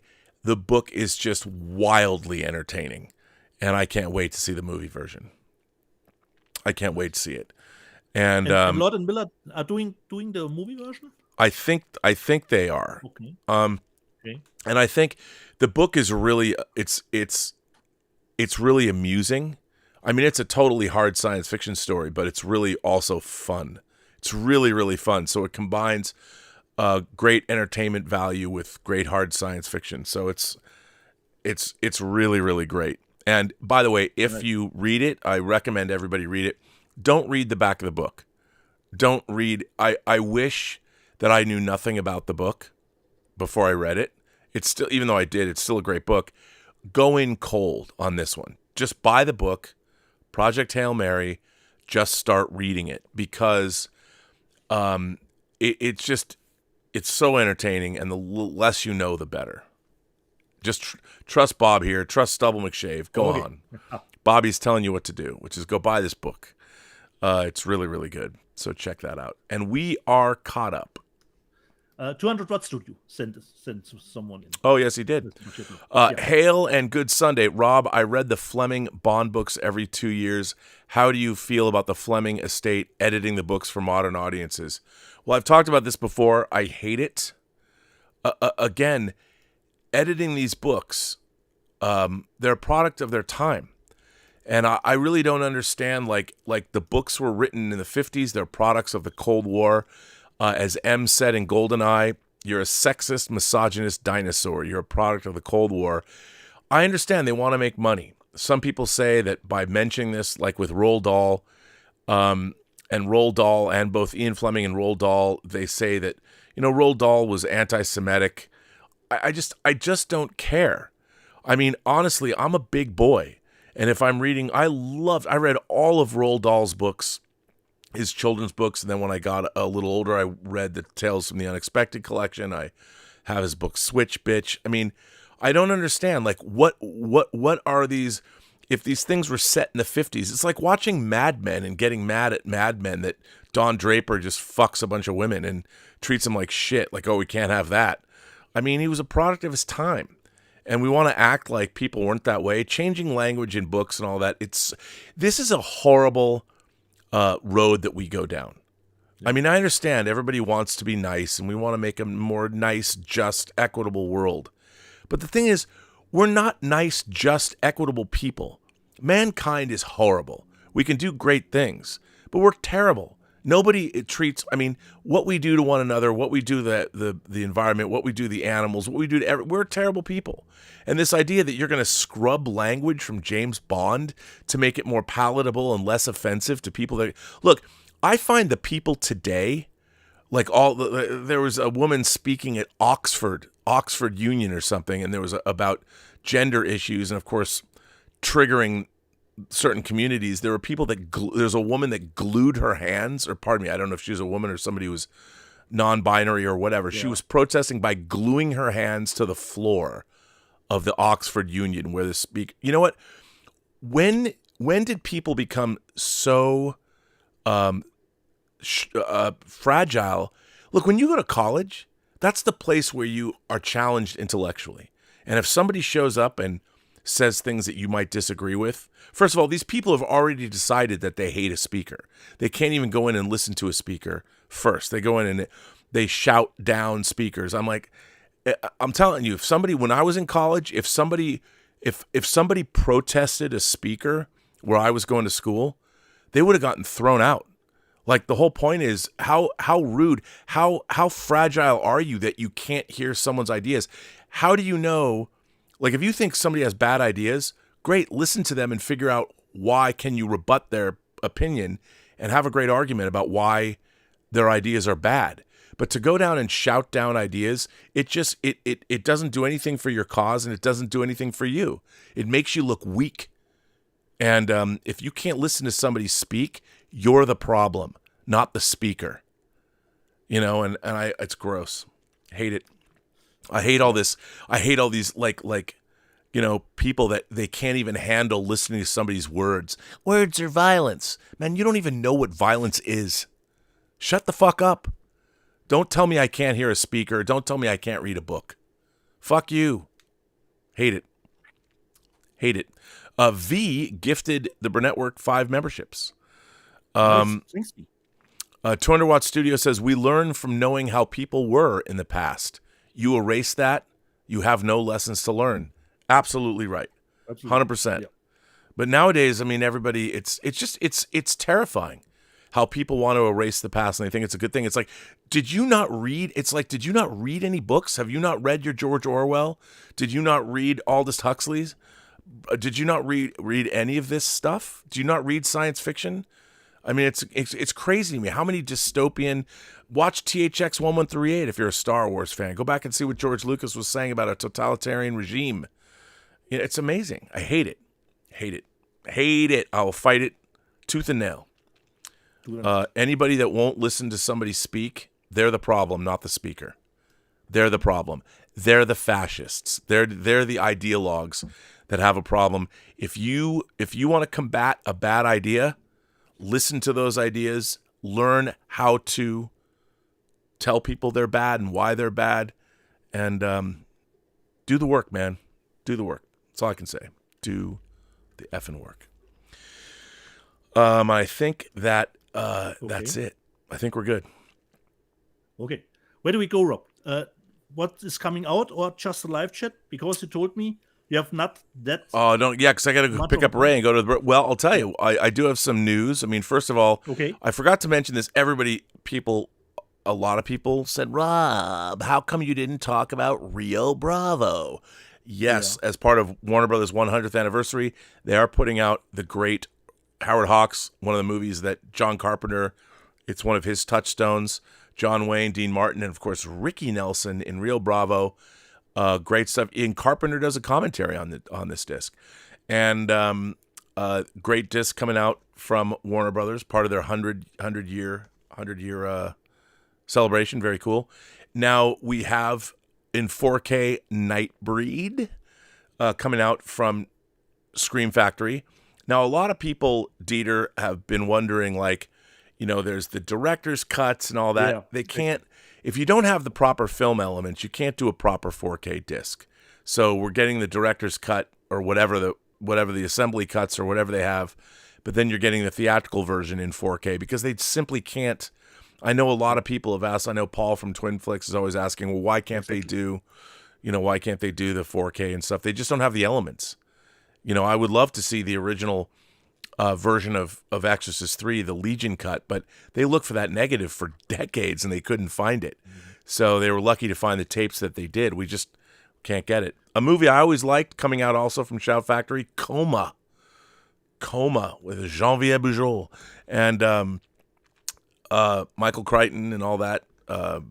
Coma. Imagine your life hangs by a thread. I always loved Coma. It's not the best movie in the world, but I liked it. And then a movie that I really want to see again in 4K, Hackers. I haven't seen Hackers since it came out. Johnny Lee Miller and, of course, an early Angelina Jolie movie. I don't know. I mean, this movie probably, it's probably very quaint and has nothing to do with our current technological status in the world, but it'll be fun to go back and revisit that. And then, of course, like Arrow, they're putting out the Shaw Brothers Classics collection. I don't know if this is any different than what Arrow has already put out. So I honestly don't know. But hey, it's coming out, and always good to have more martial arts from the Shaw Brothers. And then we've got Kevin Reynolds' The Beast being put out by Kino Lorber, actually. And I really like this movie, and I've never been able to get it on disc. I don't know why. I think it came out from Imprint, but I never bought it. And if Kino Lorber does something different with the movie, considering the picture quality. Yeah, I mean, we'll see. It'll be really interesting to see if they do. And so yeah, I mean, I would love that. And one thing that interests me, Rob, because I never seen the TV series, but from Kino Lorber, Monk is coming out the first season with a 4K restoration. Not in 4K, but with a 4K restoration. The first season. Yeah, which is that'll be really cool. Looking forward for that. Yeah, because I always heard good things about Monk, but never seen the show. Oh, Monk it's really good. You're really gonna like it. You will like it as a 4K restoration. That's great. And then of course, Dieter, Ghoulies 1 and 2 in 4K. They'll get you in the end. Not something that not something I'm gonna deal with. Not something I really want. And now it have to be a real big Schnäppchen. God. And now I think Cape Light, maybe Cape Light's putting this out. Jan Kunin's Doberman with Checky Cario, Vincent Cassell, and Monica Bellucci. This movie kicks ass. If you haven't seen Doberman, ooh, it's so good. Love it. Yeah. And Vincent Cassell and Monica Bellucci fell in love on that movie. So, and let's check out our sales figures for the week. These are the Blu-ray bestsellers for the week. Of course, Shazam! Fury of the Gods, Ant-Man and the Wasp, Quantumania, Creed 3, Crank, Brotherhood of the Wolf, Blade Runner: The Final Cut, Inception, Watchmen 2001, and then Operation Fortune, the Guy Ritchie movie. That's interesting that you've got Blade Runner, Inception, and Watchmen. Those are all Warner titles. Those probably were re-released in some kind of 100th anniversary packaging. And 2001 as well. So that's probably why we got that. The top 5, these are the top 5 media bestsellers, totally. And of course, the percentage on the side is how many sold on Blu-ray. Shazam! Fury of the Gods, Ant-Man and the Wasp: Quantumania, Creed 3, Yellowstone Season 5, and Operation Fortune. Our favorite top Blu-ray 3D sellers for the week. Top Gun 3D, The Wizard of Oz 3D, Sing 3D. They're still hanging in there, buddy. Top Gun and The Wizard of Oz. It's amazing. Who is still buying them? Every week somebody buys Top Gun, must be getting new projectors. I don't know. And then finally, we have the top 5 4K discs. Crank 4K, The Wizard of Oz 4K. Again, that's probably a re-release from Warner Brothers. Ant-Man and the Wasp: Quantumania, Shazam! Fury of the Gods, and Creed 3. So then there's, hopefully those 4K numbers had gone up. By the way, can I just say, I watched Shazam! Fury of the Gods again on HBO. Okay. I like that movie. It's pretty good. Me too, Rob. Me too. For me, it was actually the best of the last 4 comic book movies. And it did the worst, unfortunately. No, and you know what? I wasn't gonna buy it. I'm gonna buy it. I'm gonna buy Shazam! Fury of the Gods. I think that movie is charming, and I'm sorry it didn't do better. I think it's a really good movie. Yeah. It was just at the wrong time, at the wrong place. After Black Adam, after Quantumania, wrong time, wrong place. Unfortunately for the sequel, because I quite enjoyed it too. Yeah, and it will be, of course, interesting, Rob. The 3D sales when Avatar comes out. If there is a little bit more than 0.00%. Well, apparently the pre-sales have been doing really, really well. So exactly. We'll see. Looking forward to the charts then. And there you go. Yeah. So we are all caught up. Okay. Do we still have time, Rob, for the live chat? Okay. Yeah. So because people were pissed last week, Rob. Because no live chat last week, So, previously on Let's Get Physical Media. Let's do it. John Nelson, 63. I like Angela Merkel, but Dieter's good too. Okay? Nice to know. But Angela Merkel's gone. She's not your prime minister anymore. Lana Yoon reviewed Jacob's Ladder and Adventure Square. The awesomeness of this show makes me believe I might be living in a Jacob's Ladder scenario. Timens, Lana can get away with mispronunciation for being so freaking hot. Altmetall, I couldn't concentrate on her review, and I don't know why. I don't either. I can't speak to that. I totally forgot, but Adventure Square reminded me. This week was, of course, the final episode of Barry. For me, it ended great. Totally dug it. Hopefully, we'll get a Blu-ray with all 4 seasons. I would buy them. And Adventure Square says Barry is an incredible show. Yeah, but by the way, I just want to point out, everybody, Lana Ewan did a new review of Ken Russell's The Lair of the White Worm, and you can see it now on the channel. Go drop in a comment, hit the like, subscribe. Give her the love that you give her on the live chat. I appreciate it here, but don't you want her to know how you feel? Right? Hey, there you go. Yeah. And of course, there was some hot stuff considering The Little Mermaid. The Alex Sorber review blowing from professional critics is even less moral. Lord Toth, discussing race of mermaids depending on where they swim is hilarious. Punking, Rob's meeting a mermaid story sounds fishy to me. Okay. Demens, mermaids are mythical. They can be any race or color, but Splash is still the best mermaid movie ever. Adventure Square, I stopped caring to watch the fast movies on the big screen, but end up buying the best ones on Blue. So Adventure Square, I guess all of them. What all of them? Roman Chopper, I think Doug Jones was the best mermaid in cinema history. I think he has something there, Rob, considering Hellboy. The Alex Sorber, I completely ignore Rotten Tomatoes. There's only one review that matters to me, and that's mine, which is, of course, for everyone the same. That is the most important review. Troy Ulysses, a film does badly and they claim it's not because it is bad, it is because people are racists, please. The Alex Orber, though Rob did get me to subscribe to Paramount Plus to watch Picard Season 3. That was a one-off.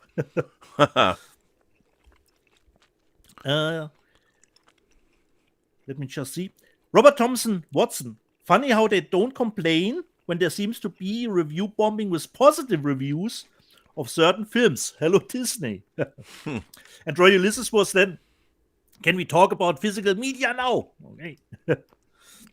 And Rhea Levi did go queers to the left of me, racists to the right. Here I am, stuck in the middle with you.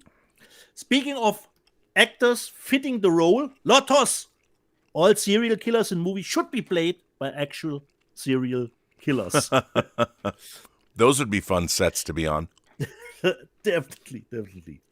The Alex Sorber. I have so many I have not watched yet. Yet it is crazy. I just buy more than is possible to watch. Alex, you and I, sir, park our shuttlecraft in the same shuttle. Yes, sir. Speaking of your Picard Season 3 bootleg, Lotos, isn't it fun to have a bootleg when it is trash TV anyway? Oh, the hell you say? Not my words, Rob. Not my words. I'm just rephrasing here. Altmetall, is there a 4K coming for Picard Season 3? As far as you told us, Rob, no. There's no 4K? Yeah, there's, as far as I know, there's no 4K. They didn't do an upscale. Okay. Terry told me that because, when they do upscales, people bitch and moan and complain. But I wouldn't mind. See, the thing is, if they did a 4K with Dolby Vision and UHD, I would like that. I mean, even if it's an upscale. But I understand because it wasn't finished in 4K. Oh, okay. Considering your bootleg, Kronos Gottweisen, I hope he bought it from a guy in a trench coat or out of the back of a van. Pod Racing Palpatine. Dieter needs to step up his game. Rob is setting a new low bar for trash with Stone Cold. Come on, Pod Racing Palpatine. No. Unbelievable. No, that's the thing. It's not, that's the whole point. Yeah. It's not trashy. And Mr. Gonzalez answered, Stone Cold trash? That's nuts, dudes. The best movie ever. Wait, it's the same. Let me just see here. Pod Racing Palpatine answered then, I'll see you Stone Cold and race you a Jupiter Descending, greatest movie ever. Look, I'm a huge Jupiter Ascending fan. The Wachowskis knocked that one out. It's a Disney princess movie made by Warner Brothers. Tina Gussman, what do you think of the original movie Tron? I had never seen it. I bought a Blu-ray for $3.99 at Best Buy. Tina, for me, Tron is, I love the movie, but it's really tough, I would think, for people today to watch that movie. It gets something out of it, considering how it was done, how the computer shots look. It will be tough, Tina, but I hope you will still enjoy it. But no other movie looks like Tron. So I think when you go into the computer, it has, and I if you have the Blu-ray, I just want to say that I did make a feature-length documentary on the making of Tron, which you can see on that Blu-ray. So if you don't want to watch the movie, watch my documentary, and then you'll want to watch the movie.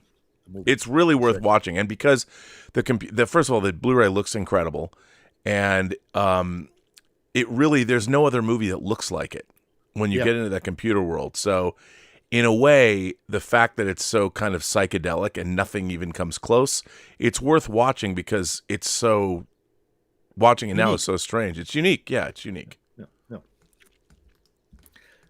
Roman Schupper, by the way, read that Thomas Crown Affair was a pioneer of split screen, but why? So if Grand Prix already had that a year prior to that. Okay. And he goes on to say, Decision to Leave is a masterpiece. Yes. Yeah. And Alex Sorber said, quite a drop-off from Decision to Leave to the movie I presented, Unwelcome, which I forgot to mention. Nice movie this year. But this is how we jive here, Alex Sorber. Yeah. This is the whole spectrum here, you know. We watch You're everything. You're not just getting the hot MCU stuff here. You get everything.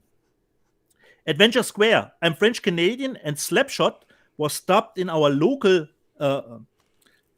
Patoids with its own ranchy flavor. It blew our young minds in the day and enraged the parents, and I'm a Chiefs fan forever now.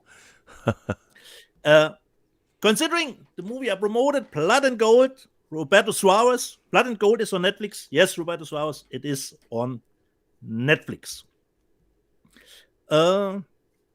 Considering getting the wrong package, Rob, it's not the stuff that we wanted to or that didn't order.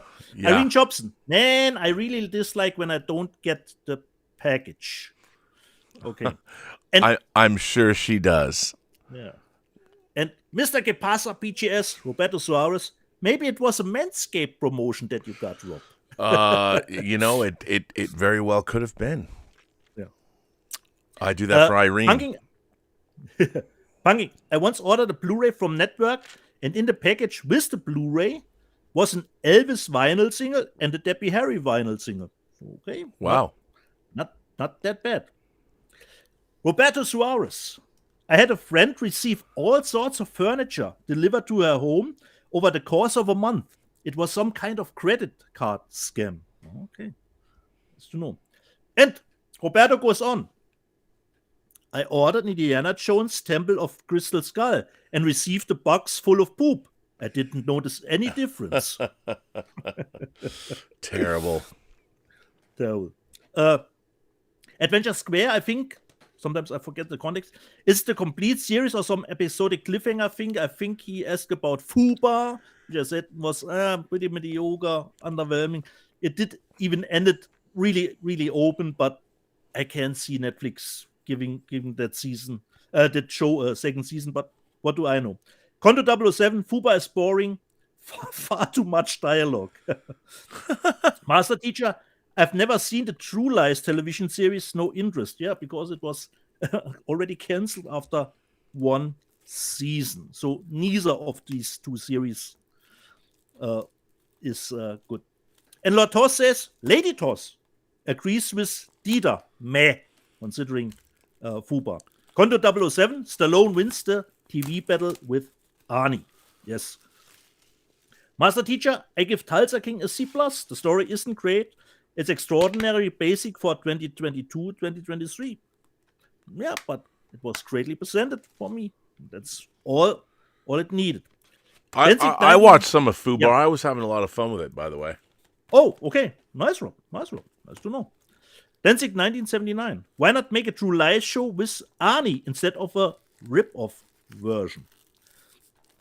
Rob, you showed last week the Blu-ray of In the Cut. Tim says In the Cut was rather boring, not raunchy enough for my liking. Okay. Master Teacher. Every version of the original Blade Runner is perfect, and I even hate narration. The sequel is trash. Hot takes here, Rob. Come on. It's not trash. Yeah. Considering Dead Men Don't Wear Blade, Roberto Suarez, that movie is an overlooked classic. Carl Reiner and Steve Martin, filmed in Detectovision. Amazing. Yes, that movie is amazing. Especially since Justin Toner mentioned Cleaning Woman, which we all know is Reinemacher Frau in German. You know, the Reinemacher Frau. Okay. Channel Surf, Dead Men Don't Wear Blade is pure genius. Exactly. And Adventure Square, lobby card inserts go a long way towards earning my love, considering our physical media. Oh, yeah. Lobby cards. Anthony Mendoza, my last Cat in the Bag movie I purchased was Blu-ray, The Man in the Iron Mask. So that's good. I like that movie. That's a great movie. Leonardo DiCaprio one, I would think. Okay. Let me just see.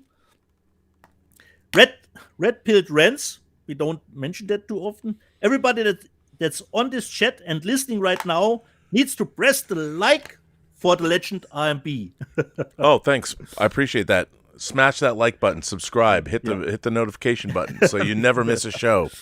You know you can never miss a Let's Get Physical Media. And I showed in the Line of Duty set last week, Adventure Square. I got this from Eureka. Nice box for the series from 88. Exactly. Altmetall, somehow I have a feeling that you show in the Line of Duty every week. He says to me, no, Altmetall, not every week. Every second week. I showed in the Line of Duty. Tom Jr. Jackson, I had my 3D TV for 10 years and it still works well. Mine too, Tom. Fingers crossed. Me too. Avatar.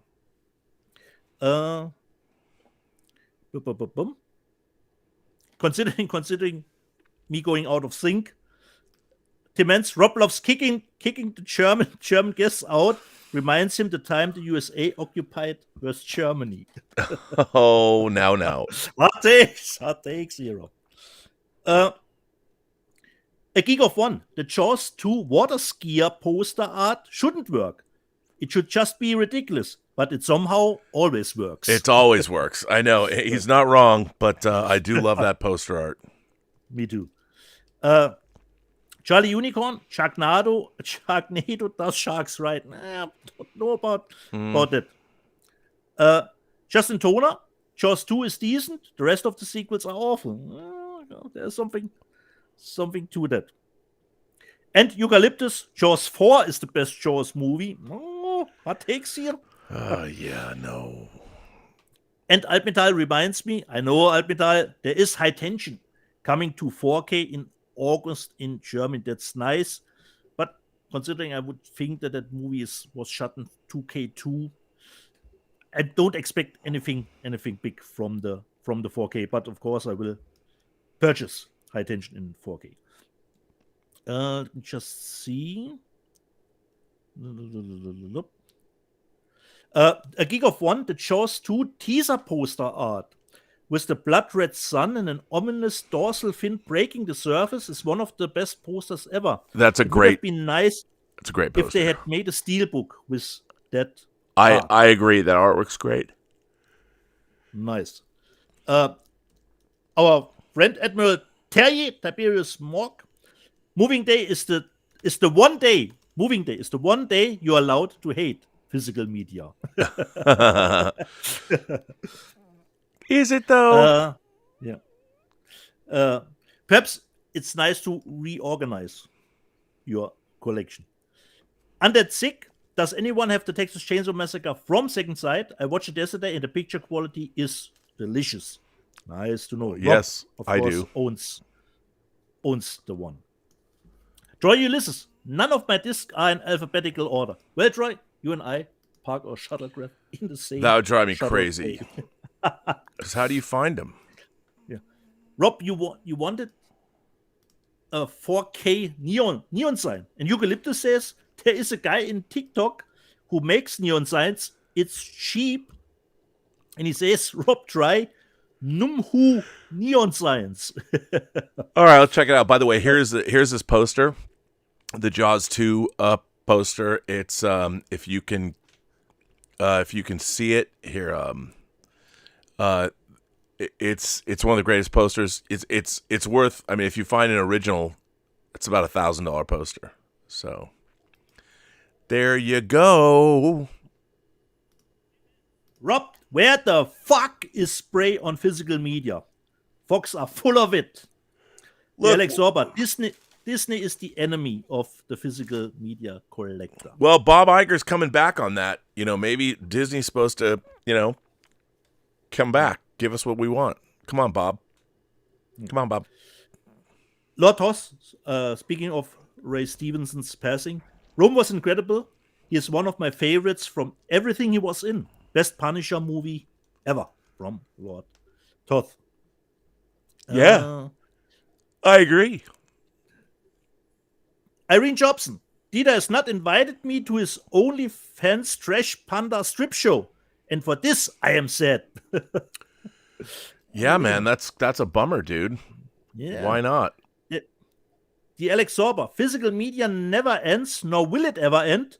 Was it over when the Germans bombed Pearl Harbor? Was I That's from Did I Animal miss House. something? Was it over when the Germans bombed? Hell no. Germans bombed. Shut up. He's Anthony rolling. Mendoza.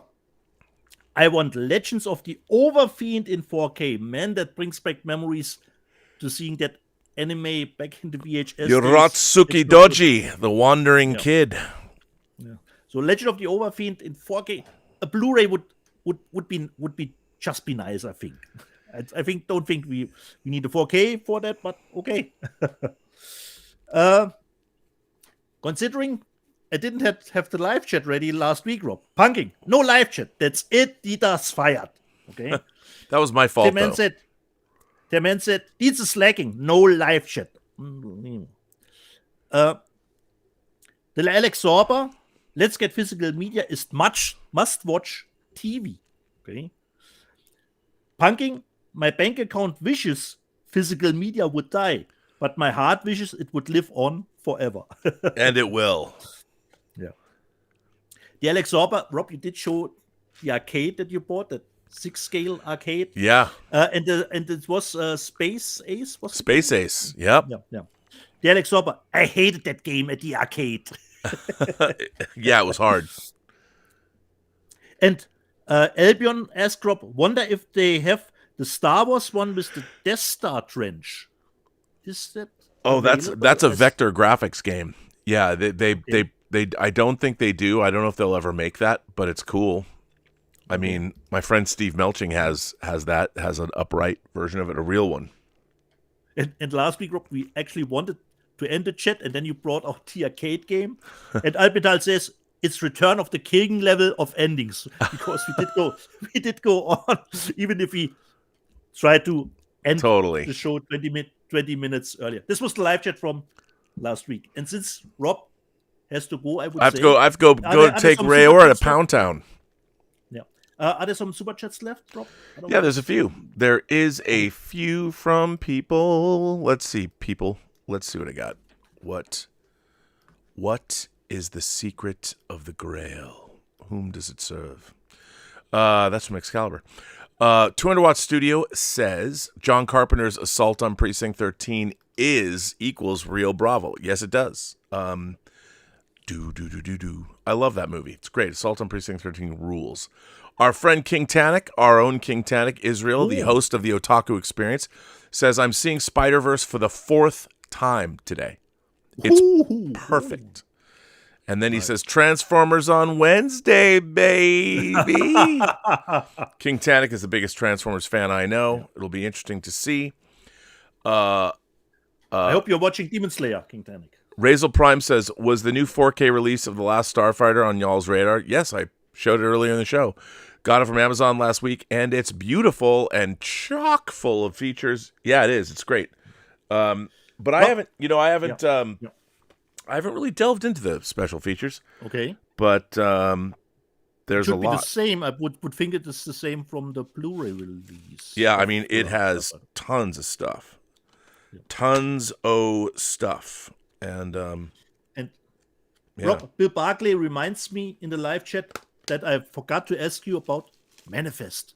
The last. Oh, okay. Can I just say that I fucking called the ending of that? I said on Twitter months ago, I said Manifest is going to end with the world ending, and then the plane's going to land, and everyone's going to get off as if nothing happened. So that's kind of what happened. I mean, it happened to the people that were on... never happened. Robert. Yeah, the gobble. I mean, it happened, but then the plane landed right when it was supposed to. And so no one, is it a dream? And they don't explain anything. They don't explain why it went through. I knew it was first of all, the last episode of Manifest, I saw it with Elizabeth in the kitchen. I'm like, oh my God, all the new Manifest episodes dropped. And she goes, you're going to watch the 10 remaining episodes from the back half of season 4? And I'm like, no, I'm just going to watch the last episode because none of it matters. And so this is the way to watch Manifest. I'm like, Rob, what will the Netflix analytics think? What is this guy? He just watched the last episode. What is? I mean, for me, and I'll freely admit this, for me, watching the last episode so I watched half of season 4. The first half of season 4. This is the back half. They gave it 20 episodes. I'm going to admit this now. You know, as much as I love Manifest, there was no way. I'm like, it doesn't matter. Whatever's going to happen, it just doesn't matter. And this is the best. So I watched the first half, then I watched the recap, you know, which is too short, by the way, for this last episode. And I'm like, yep. And then I watched it last night when Elizabeth was watching me. It was the most entertaining thing I saw all week was the final episode of Manifest. There you go. And the ending, the plane lands and everybody gets off and none of it mattered. And I'm like, they didn't even explain, like it gets so ridiculous how it starts and how it ends. I mean, it's just beautiful. And I'm sorry. Everybody. I didn't need to watch 10 hours of that gobbledygook to get to that final episode that ended exactly the way I said it was going to end. There you go. Nice. And Elizabeth's like, well, I understand you understood how it was going to end, but, you know, didn't you expect that? I go, yeah, I did expect it. But if I could tell you how it ended without watching, I mean, lest we forget, the show is 4 seasons long. I mean, that means, and the 4th season is a longer, like, I didn't even need to watch those 10 episodes to understand how it ended. It was Manifest was a holy, I think in some way someone's going to write a monograph one day, or they're going to write their PhD study on how Manifest it has something to say about the modern age. I don't quite know what that is, and I don't know if it matters. But all I can say is watch Manifest like I did. Watch the first 3 seasons, watch the first 10 episodes of season 4, and then watch the last episode. Skip over those 9 episodes. There you go. Nice. So I guess that's it. That brings us to the end of this show. Yeah. Just a quick last super chat drop from Anthony. Anthony says, hey guys, Rob, did your Psycho 2 DVD arrive yet? It did not, because they're out of it. I got to order it from like a third-party seller or something. I do not have Psycho Cop 2, but I'm getting it. Don't think I've forgotten, because I'm going to get it, by God. And Admiral Terje Tiberius Morg is here. Arrows enter the video store. Empire of Screams. Do I buy it or no? Seems worth it and so cool. Dolls, Robojocks. Yeah, just get it. Why not? The answer is, you shouldn't ever ask if you should buy it or not. The answer is always yes. Always yes, Terry. Always yes. Buy it, Terry. Buy it. So we are caught up, I would think, Rob? Yeah, and I gotta go jump the shower real quick and head and go get Ray and head up to Taylor Gonzalez's birthday party. Okay, so jede Person, die du triffst, hat eine Geschichte zu erzählen, die du noch zu hören hast. Alles, was du tun musst, ist zuhören. Every person you meet has a story to tell that you have yet to hear, and all you have to do is listen. I want to thank my moderating staff. I want to thank Tom Jr. Jackson. I want to thank Lord Toth. I don't know who else is here. I'm looking to see. Maybe it's just you guys. I don't know if Mr. Foley's here. I am not sure. But I want to thank you guys. I want to thank everybody who supports the channel via Super Chats and tips, and members. Thank you for being members of this channel. That's always exciting. We'll be back next week with some exciting... Unfortunately, Rob, not next week. I have night shift next week on Sunday. This is the one Sunday I can't. We will look, Rob, if we can do something on Tuesday again after next Sunday. I will do that. I unfortunately have night shift next. That's okay. GFresh1620 just became a member of the channel. Thanks, GFresh1620. Nice. Okay, I guess you heard it here first. There's people watch Blood and Gold next week on Sunday instead of... Yeah, we'll watch that. We'll watch Blood and Gold in honor of Dietz. And now we think of me while I'm working. We will think of you. Okay. We will think of you. All right, I got to jump in the car and go get Ray. Ray will probably be there, I would imagine, at 2. I told Taylor we'd be there at 3:30. We have a long way to go. So I'm going to be in the car with Ray for a long time. Anyway, everybody, thanks for being here. Love to you all.